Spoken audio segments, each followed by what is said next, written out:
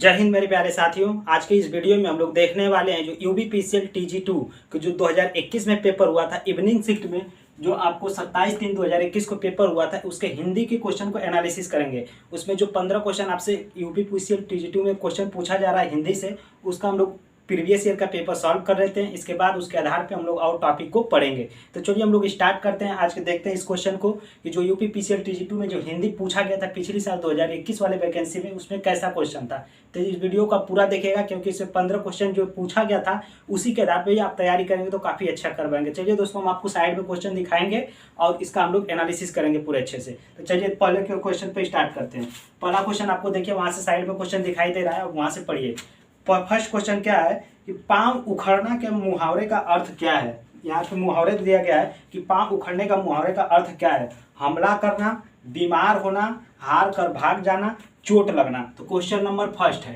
Question number first क्या दिया गया है कि पाँव उखड़ने का मुहावरा का अर्थ क्या होता है। तो देखिए, पाँव उखड़ना यानी जब आप लड़ाई कर रहे हैं तो क्या हो जाता है आपका, कभी न कभी उसमें हार जाते, कोई लोग हारता है कोई लोग जीत जाता है। तो इसमें क्या होता है कि पाँव उखड़ना मतलब आप हार गए तो आपका पाँव उखड़ गया। तो यहाँ से ऑप्शन क्या हो जाएगा, सी। फर्स्ट का ऑप्शन नंबर हो जाएगा सी। पाँव उखड़ना मीन्स होता है हार कर भाग जाना। ये इसका मुहावरा हो गया कि पाँव उखड़ने का मुहावरा क्या हो गया, हार कर भाग जाना। चलिए क्वेश्चन नंबर 2 पे आते हैं हम लोग। क्वेश्चन नंबर 2 पढ़िए आप, वहाँ से क्या लिखा है।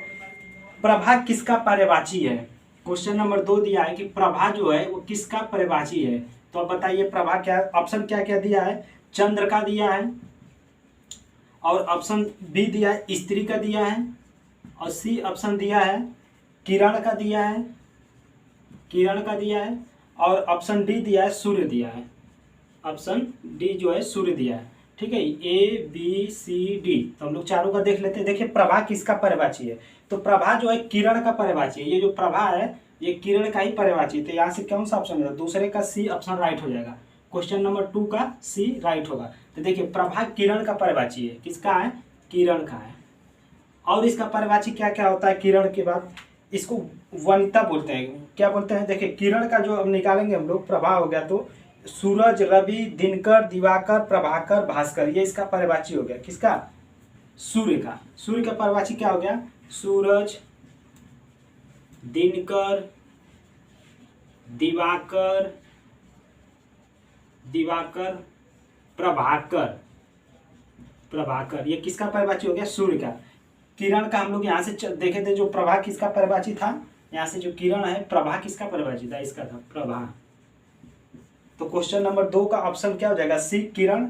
इसका हो जाएगा प्रभा का पर्यायवाची क्या होता है, किरण होता है। और इसका क्या क्या पर्यायवाची होता है, किरण होता है, प्रभा हो गया, अंशु होता है, और क्या होता है, अंशु, रश्मि, कला, मयूख, रश्मि, रश्मि होता है, और क्या होता है, कला होता है, मयूख होता है, कला, मयूख, मयूख, ये इसी का पर्यायवाची है, किरण का पर्यायवाची। ठीक है, अब चलिए हम लोग देख लेते हैं स्त्री का पर्यायवाची क्या क्या होता है। स्त्री का पर्यायवाची क्या होता है, स्त्री का एक पर्यायवाची होता है वनिता।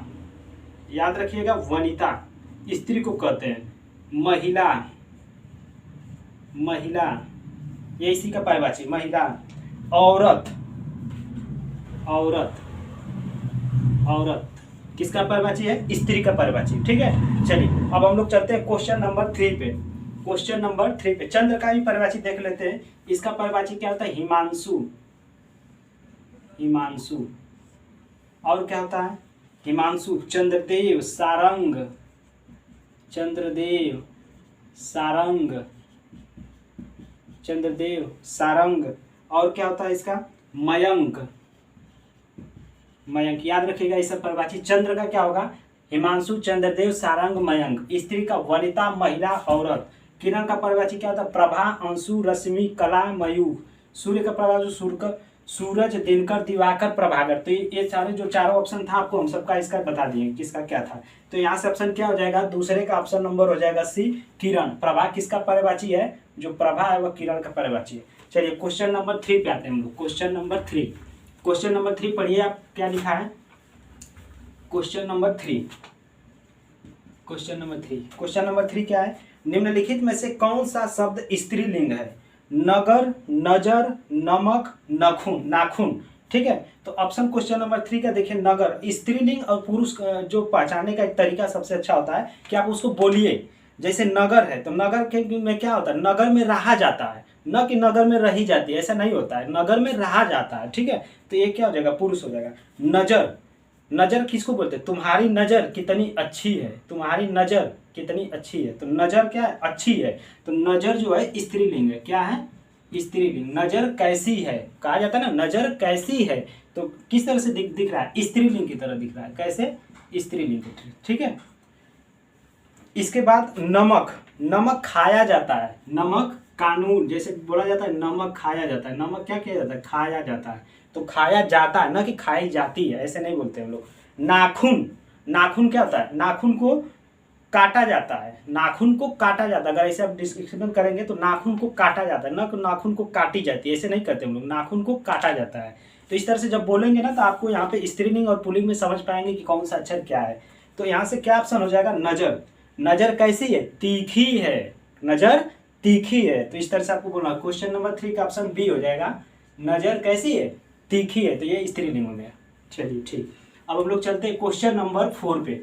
क्वेश्चन नंबर 4 पढ़ते हैं हिंदी का, आप वहां से पढ़िए क्वेश्चन।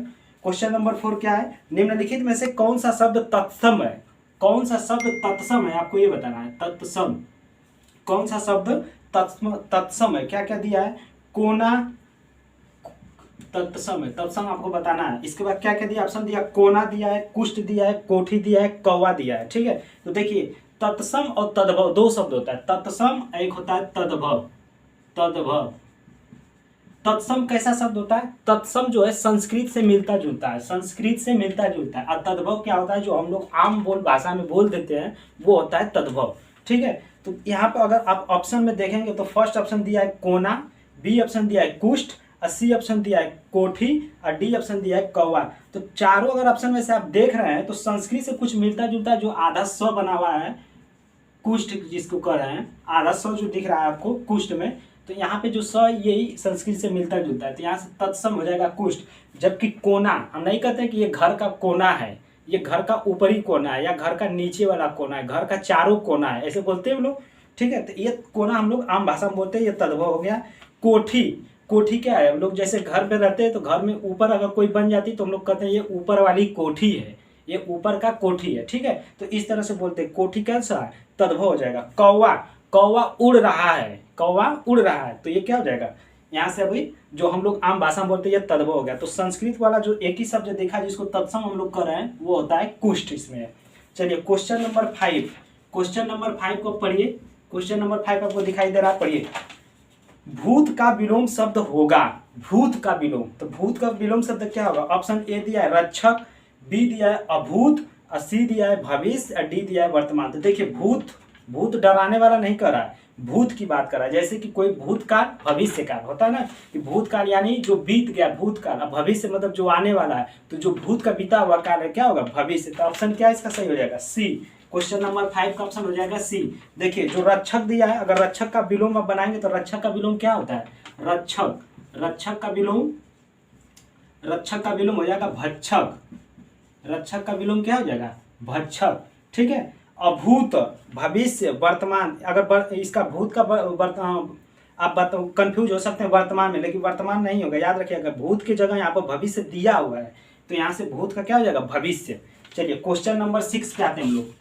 क्वेश्चन नंबर 6 क्या है, सेना नायक में कौन सा समास है। देखिए सेना नायक में पूछ रहा है, तो सेना में नायक, सेना में नायक कौन सा समास है। देखिए सेना में नायक ऑप्शन ए दिया है द्विगु समास, बी दिया है तत्पुरुष समास, और सी दिया है द्वंद्व समास, और डी दिया अव्ययभावी समास। तो देखिए द्विगु समास किसको कहेंगे, जिसमें आपको संख्यावाचक दिखता है, जिसमें संख्यावाचक, जैसे नवरत्न, नवरत्न क्या है, नवरत्नों का समूह, ये नवरत्न हो गया, ठीक है।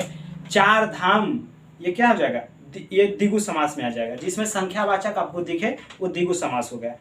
तत्पुरुष में क्या है, देखिए सेना नायक, अगर आप लिखेंगे यहाँ से कि सेना नायक, तो तत्पुरुष में जब इसको तोड़ेंगे, इसको संधि विच्छेद करेंगे तो सेना धन नायक, यानी सेना का नायक, सेना का नायक मतलब किसका नायक, सेना का, तो का की के आ रहा है, ठीक है। तो इसलिए इसका क्या हो जाएगा, ये हो जाएगा तत्पुरुष समास हो जाएगा, तत्पुरुष समास। तत्पुरुष समास कई थे, तो कर्ता ने कर्म को करण से संप्रदान के लिए अवदान से लगाओ। ठीक है, तो इस तरह से हम लोग कर लेंगे कि इसको जब तोड़ेंगे तो सेना का नायक हो जाएगा, तो काकी क्या आ जाएगा, ठीक है, तत्पुरुष में आ जाएगा। द्वंद्व में क्या होता है कि द्वंद्व में हमेशा हम लोग को उसमें क्या मिलता है, योजक चिन्ह मिलता है। जैसे अगर योजक चिन्ह की बात करें तो लिखेंगे माता पिता, माता पिता के बीच में क्या आ जाएगा, योजक। एक चीज और इसका पहचानने सबसे बेस्ट होता है कि दोनों आपस में विलोम दिखते हैं। माता का विलोम पिता, जैसे भाई बहन लिखा है, भाई बहन, तो इसका क्या हो जाएगा, बीच में डैश है, देखिए भाई का बहन उल्टा हो जाएगा, यहाँ से भाई का विलोम बहन। तो इस तरह से हम लोग इसको पहचान लेते हैं, किसका, द्वंद्व को। द्वंद्व के बीच में यहाँ पे जो कामा लिखा रहता है उसको योजक चिन्ह रहता है। चलिए क्वेश्चन नंबर हम लोग आते हैं किसमें, 7 में आते हैं। क्वेश्चन नंबर 7 पे, 6 हमने पढ़ लिया है, 7 पे आते हैं। क्वेश्चन नंबर 7 को पढ़िए और बताइए आपका कौन सा ऑप्शन सही हो रहा है। क्वेश्चन नंबर 7, निम्न में से कौन सा शब्द तद्भव है। अब देखिए जो तद्भव हम लोग पूछ रहे थे कि जो तद्भव तत्सम संस्कृत वाला शब्द होता है, तद्भव जो आम भाषा में हम लोग बोलते हैं वो होता है। तो देखिए सी ऑप्शन क्या दिया है, चंद्रचूर्ण। ऑप्शन ए है चंद्र, बी दिया है चूर्ण, सी दिया है चकवा और डी ऑप्शन दिया है चक्र। तो तद्भव बताना है, मतलब जो हम लोग देसी आम भाषा में बोलते हैं उसको क्या बोलते हैं। तो चंद्र तो ये तद्भव नहीं है, सीधे तत्सम चलेगा। चूर्ण चकवा, यहाँ से ऑप्शन सी देखिए क्वेश्चन नंबर 7 का जो सी लिखा है चकवा। चकवा हम नहीं कहते हैं गाड़ी का चक्का, तो चकवा निकल गया, तो इसको क्या होता है, चकवा हम लोग आम भाषा में बोलते हैं। तो ऑप्शन क्वेश्चन नंबर 7 का हो जाएगा सी ऑप्शन। क्या हो जाएगा, क्वेश्चन नंबर 7 का सी राइट होगा। ठीक है, चकवा। चक्र तो होगा नहीं, डी। ठीक है, चलिए क्वेश्चन नंबर 8 पे आते हैं हम लोग। क्वेश्चन नंबर 8 क्या पूछा गया था, निम्नलिखित में से कौन सा शब्द पुल्लिंग है। निम्नलिखित में से कौन सा शब्द पुल्लिंग है। तो देखिए पुल्लिंग क्या क्या दिया, भाग्य, भाप, भूख, भुजा। तो स्त्रीलिंग और पुल्लिंग, अभी एक क्वेश्चन आया था उससे पहले हम लोग जो सॉल्व किए थे। तो देखिए भाग्य क्या है, भाग्य बहुत शाली है, भाग्यशाली। हमको क्या बताना है, पुल्लिंग बताना है। भाग्य बहुत बड़ी होती है, नहीं कहते इनकी भाग्य बहुत अच्छी है, भाग्य इनकी बहुत अच्छी है। ठीक है, तो यहाँ से पुल्लिंग बताना है। भाप लगती है, जैसे हम लोग खाना कभी बनाते हैं तो देखते हैं कि भाप हमें क्या होती है, लगती है। ठीक है, भूख भी लगती है, हम लोग को भूख, जब भूख लग जाती है तो क्या बोलते हैं, भूख लगी है, न कि भूख लगा है, ऐसे नहीं कहते हैं भूख लगा है, नहीं भूख लगी है। ठीक है, डी ऑप्शन दिया है भुजा। भुजा बड़ी है, जैसे बोलते हैं ना कि ये भुजा हमारी बहुत बड़ी है, भुजा बड़ी है, भुजा बड़ा है नहीं बोलते हम लोग, भुजा बड़ी है। तो ऑप्शन डी हो जाएगा। ठीक है, इस तरह से हम लोग बोलेंगे ना तभी हमें उसको आसानी से पकड़ पाएंगे कि ये स्त्रीलिंग है कि पुल्लिंग है। तो यहाँ से भाग्य क्या है, भाग्य अच्छा है, तो यहाँ से ऑप्शन ए हो जाएगा, भाग्य अच्छा है, नहीं कहते इनका भाग्य बहुत अच्छा है, इस तरह से हम लोग बोलते हैं। तो क्वेश्चन नंबर 8 का हो जाएगा ए राइट हो जाएगा। चलिए क्वेश्चन नंबर 9 पे आते हैं हम लोग। क्वेश्चन नंबर 9 क्या है, समान उदर से जन्म लेने वाले वाक्यांश के लिए एक शब्द बताइए। देखिए क्वेश्चन पढ़िए कि समान उदर से जन्म लेने वाला वाक्यांश के लिए एक शब्द क्या है। उदर मीन्स क्या होता है, पेट होता है। तो एक पेट से जन्मता है तो कौन जन्मता है, भाई बहन। तो होता है क्या, ऑप्शन क्या दिया, मछोदर कहते हैं नहीं।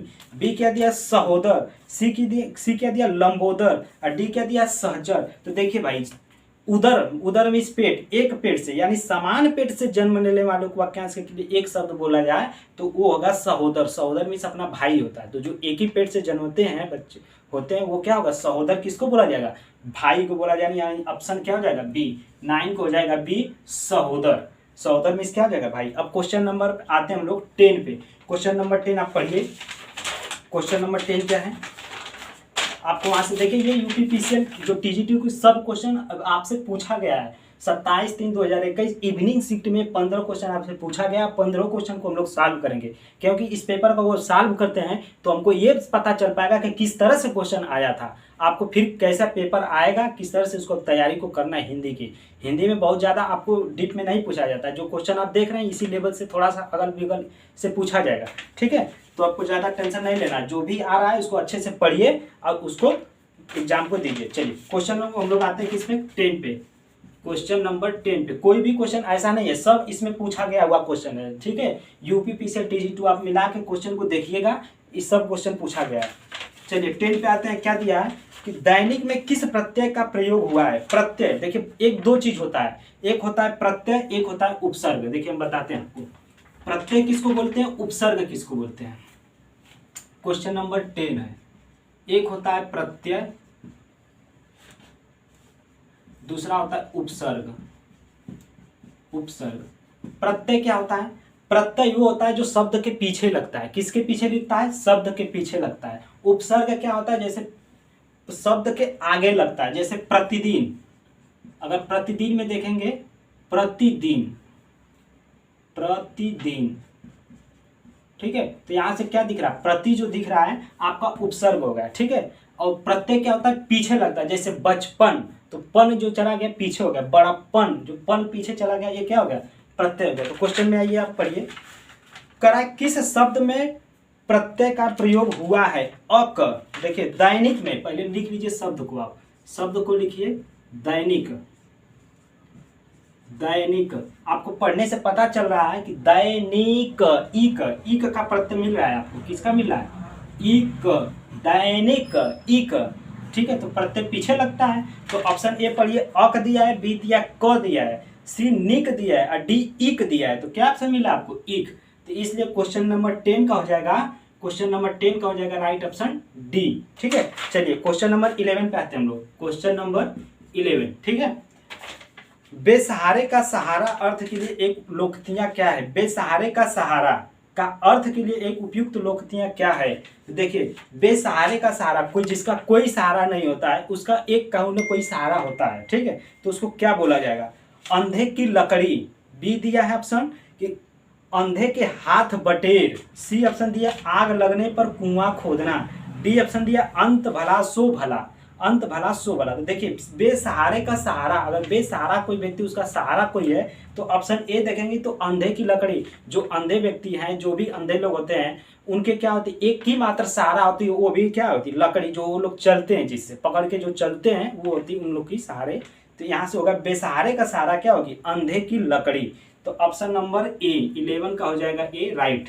देखिए अब यहाँ से बी ऑप्शन पढ़ रहे हैं, अंधे के हाथ बटेर। तो हाथ बटेर मतलब हाथ से ऐसे कुछ मिलता जुलता नहीं है। आग लगने पर कुआं खोदना, अब आग लग गई है आपके घर में, तो आप पानी के लिए कुआं खोदेंगे तब तो पूरा सब घर जल जाएगा। तो ऐसा नहीं करना। तो इसके बेसहारे का सहारा का अर्थ सी नहीं होगा। डी ऑप्शन दिया अंत भला सो भला, मतलब सब भला तब हम भला, ऐसा कुछ नहीं है, ठीक है। बेसहारे का सहारा का अर्थ क्या होगा? अंधे की लकड़ी, ठीक है। तो यहाँ से 11 का ए ऑप्शन राइट हो जाएगा। चलिए क्वेश्चन नंबर 12 पे आते हैं।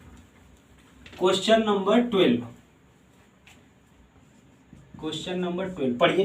क्वेश्चन पढ़िए आप कमेंट बॉक्स में इसका जवाब भी बताइए। निम्न में से शुद्ध वाक्य कौन सा है? शुद्ध बताना। गीता, फर्स्ट ए दिया ऑप्शन गीता पुस्तक पढ़ा, बी दिया गीता पुस्तक पढ़ी, सी दिया गीता ने पुस्तक पढ़ी, डी ऑप्शन दिया गीता ने पुस्तक पढ़ा। चलिए अब इसको सॉल्व करिए, समझिए। पहले तो आप इसको बोलिए, क्योंकि गीता, मान लीजिए एक गीता क्या है? एक लड़की का नाम दे रखा है यहाँ पे, क्योंकि गीता पुस्तक पढ़ा, पहला ऑप्शन दे तो क्या गीता पुस्तक पढ़ा ऐसा होता है क्या? लड़की को लड़का बोलेंगे? नहीं, गीता पुस्तक पढ़ा, तो ये रॉन्ग है, ठीक है। तो ऑप्शन ए सही नहीं है। बी में आते हैं, गीता पुस्तक पढ़ी, क्या गीता तुम पुस्तक पढ़ी? तो ऐसा भी शब्द उचित नहीं लग रहा है, अच्छी नहीं है। डी। सी में आते हैं, गीता ने पुस्तक पढ़ी, कितना अच्छा लग रहा है, गीता ने पुस्तक पढ़ी। हाँ, गीता ने पुस्तक पढ़ी, बिल्कुल अच्छी बात है, ठीक है, सही, अच्छा शुद्ध वाक्य है, गीता ने पुस्तक पढ़ी। तो क्वेश्चन नंबर 12 का हो जाएगा सी। डी में पढ़ लेते हैं, डी ऑप्शन को, गीता ने पुस्तक पढ़ा, फिर पढ़ा, तो भाई लड़का थोड़ी है गीता कि हम ऐसे बोलेंगे, नहीं। तो 12 के बाद हम लोग आते हैं, 12 का ऑप्शन सी हो गया कि गीता ने पुस्तक पढ़ी, बिल्कुल राइट होगा। अब क्वेश्चन नंबर 13 पे आते हैं, और आपको ये सोल्यूशन कैसा लग रहा है जरूर से हमें कमेंट बॉक्स में बताइए, ठीक है। क्वेश्चन नंबर 13 में आते हैं, निम्न में से कौन सा शब्द शुद्ध है? आपको बताना कि इसमें से कौन सा शब्द शुद्ध है। जो देख रहा है पढ़िए, उसको लिखिए। अनुयायी, फर्स्ट ऑप्शन लिखा है अनुयायी, अनुयायी, ठीक है। ए बी दिया चतुर्यता, चातुर्यता, सी ऑप्शन दिया आध्यात्मिक, और डी दिया है दैहिक, दैहिक, ठीक है। तो यहाँ से देखिए आपको क्या बताना, शुद्ध बताना। अनुयायी नहीं होता है, ये अनुयायी नहीं होता, अनुयायी होता है। क्या होता है? अनुयायी होता है, अनुयायी होता है, ये सही होगा, ठीक है। दैहिक जो डी ऑप्शन दिया है, तो दैहिक नहीं होता है, दैहिक होता है, द पर आई की मात्रा होती है, उसको मात्रा को समझिएगा, दैहिक होती है, ठीक है, दैहिक, इसको ये सही होगा, ठीक। अब उसके बाद देखिए ऑप्शन ए और ऑप्शन बी दैहिक। ठीक है, इसमें शुद्ध शब्द आपको क्या करना है, बताना था निम्न में से कौन सा शुद्ध शब्द है। अब इसके बाद क्या है, तो न ये भी शुद्ध हुआ न ये भी शुद्ध हुआ। अब बी ऑप्शन दिया चतुर्यता, तो ये बिल्कुल नहीं सही है। अब सी में आते हैं, सी कैसे लिखा, आध्यात्मिक लिखा है, आध्यात्मिक आध्यात्मिक आध्यात्मिक। देखिए ये ऑप्शन आपको मिल रहा है किसमें, क्वेश्चन नंबर सी, 13 का सी में मिल रहा है। आध्यात्मिक बिल्कुल क्या होगा, राइट होगा। आध्यात्मिक बिल्कुल सही होगा, ये सही आपका मिल रहा है। लेकिन और बकिया अनुयायी को गलत लिखा है, अनुयायी होना चाहिए। चतुर्यता भी गलत है, दैहिक लिखा है, इसको दैहिक होना चाहिए। ठीक है, अब आते हैं क्वेश्चन नंबर हम लोग 14 में। क्वेश्चन नंबर 14 पढ़िए आप। क्वेश्चन नंबर 14, क्वेश्चन नंबर 14 क्या है, अनुशासन में किस उपसर्ग का प्रयोग हुआ है। तो अभी आपको हम बताएं कि जो उपसर्ग होता है कहाँ लगता है, शब्द के आगे लगता है कि शब्द के पीछे लगता है। तो नहीं, देखिए उपसर्ग मतलब क्या होता है, शब्द के आगे लगेगा। जैसे प्रतिदिन, तो प्रति कहाँ लगा, आगे लगा है। प्रतिदिन की बात करेंगे, देखिए प्रतिदिन, प्रतिदिन, तो जो उपसर्ग लगा है ये आगे लगा है। अब प्रत्यय लगता है तो पीछे लगता है। ठीक है, शब्द के पीछे लगता है प्रत्यय। तो यहाँ सबसे क्या बताना है, उपसर्ग बताना है कि उपसर्ग इसमें से क्या है। उपसर्ग माने क्या होना चाहिए, आगे लगना चाहिए। ठीक है, तो पढ़िए ऑप्शन क्या दिया है, न, बी दिया है ऑप्शन अन, सी दिया है अनु, और डी ऑप्शन दिया है और। तो किसका पूछ रहा है, अनुशासन का पूछ रहा है, अनुशासन, अनुशासन। ठीक है, अब इसका आपसे प्रत्यय पूछ रहा है, तो प्रत्यय कहाँ लगता है, आगे लगता है। तो देखिए आगे में क्या जुड़ा हुआ है, अनुशासन, अनुधन शासन, मतलब शासन अलग हो गया, अनु अलग हो गया। तो इसका राइट ऑप्शन क्या होगा, अनु। अनु इसका क्या होगा, प्रत्यय होगा। किसमें दिया है ऑप्शन, सी में दिया है। किसमें दिया है, सी में दिया है। राइट ऑप्शन सी हो गया। चलिए आज के लास्ट क्वेश्चन है, क्वेश्चन नंबर 15 पे आते हैं हम लोग। क्वेश्चन नंबर 15 को एकदम बताइए आप, एकदम कड़ाके की कमेंट करके बताइए हमको क्वेश्चन नंबर 15 का कौन सा होगा। ठीक है, देखिए क्या दिया, महाशय का संधि विच्छेद क्या होगा। एक क्वेश्चन संधि विच्छेद से आया। ठीक है, तो क्या क्या क्वेश्चन आ रहा है उसको भी थोड़ा सा ध्यान रखिएगा, किस किस टॉपिक से आ रहा है। महाशय लिखा है, महाशय। ठीक है, महाशय, महाशय का संधि विच्छेद अगर बनाएंगे तो क्या हो जाएगा, महाधन आशय, महाधन आशय होता है इसका, महाधन आशय, ये हो गया महाशय। तो ऑप्शन ए में मिला ये महधन असय, गलत है। बी ऑप्शन क्या दिया, महाधन असय, बिल्कुल गलत है। सी ऑप्शन दिया महधन आशय, महधन आशय, आशय तो ठीक है, महा होता है। ठीक है, बी डी ऑप्शन पढ़िए, महाधन आशय, बिल्कुल सही है, महाधन आशय। लेकिन आपसे ये पूछ देता कि महाशय में संधि कौन सी है, तब देखिए संधि पकड़ने के लिए क्या करते हैं आप, यहाँ से इसको देखते कौन क्या मात्रा मिल रहा है, महा, महा, आ की मात्रा आ रहा है। तो आ किस में आता है, दीर्घ संधि में। किस में आता है, दीर्घ संधि में। तो संधि कौन सी हो जाएगी, अगर आपसे संधि पूछता है तो आपको संधि कौन सा बताना होता है, दीर्घ संधि है। ये कौन सी संधि है, दीर्घ। तो क्वेश्चन नंबर 15 हम लोग जो इस वीडियो में जो यूपीपीसीएल TG2 2021 में 27 मार्च 2021 को पेपर हुआ था, इवनिंग शिफ्ट वाले क्वेश्चन को हम लोग सॉल्व किए हैं। अब इसके नेक्स्ट वाले वीडियो में हम लोग पूरे पार्ट को, जितना TG2 में क्वेश्चन हिंदी से पूछा गया है उसको सॉल्व करेंगे, इंग्लिश वाइज सॉल्व करेंगे, टेक्निकल भी सॉल्व करेंगे, सब क्वेश्चन को सॉल्व करने वाले हैं। तो इस वीडियो में आपको हमने 15 क्वेश्चन सॉल्व करवा दिया है हिंदी का। नेक्स्ट वीडियो आपका जो दूसरे शिफ्ट का पेपर है उसको सॉल्व करेंगे। चलिए दोस्तों, वीडियो देखने के लिए आपको बहुत बहुत धन्यवाद। अगर आपको PDF चाहिए तो हमारे टेलीग्राम चैनल GK ट्री की दुनिया से जुड़ सकते हैं। वीडियो देखने के लिए बहुत बहुत धन्यवाद। मिलते हैं नेक्स्ट वीडियो में। जय हिंद।